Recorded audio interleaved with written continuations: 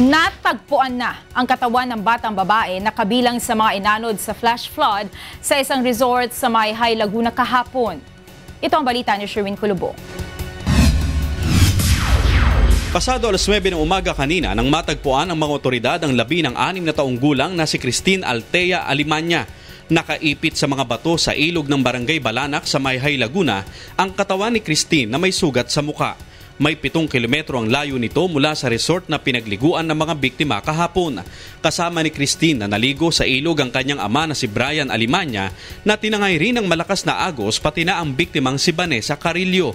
Hanggang ngayon nawawala pa rin sina Brian at Vanessa. Ayon sa caretaker ng resort, tinangay ng malakas na agos ang tatlo nang biglang rumagasa ang tubig mula sa bundok Banahaw bunsod ng malakas na pag-ulan.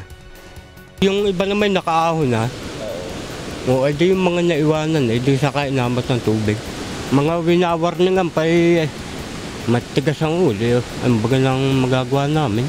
At talagang pinaahon na po naman namin talaga.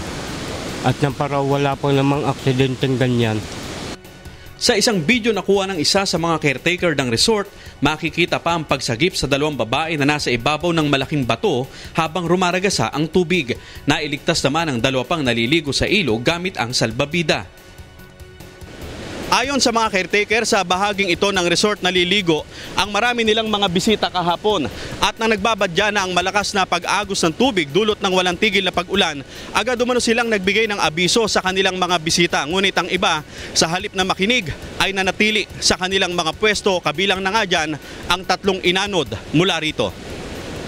Sa ngayon ay patuloy nang nagsasagawa ng search and rescue operations ang mga otoridad.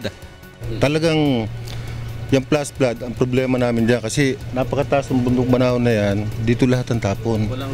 Kausap ko yung manager ng Dilitiwan, nag-ano nga ako, suggest ako nung yung bang lambat ng sa barko, yung malalaki. Once na nagkaroon ng madalaman yung tao, may pagkakapitan.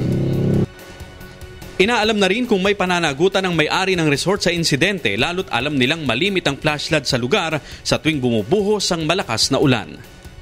Mula rito sa Laguna, Sherwin Kulubong, UNTV News Worldwide.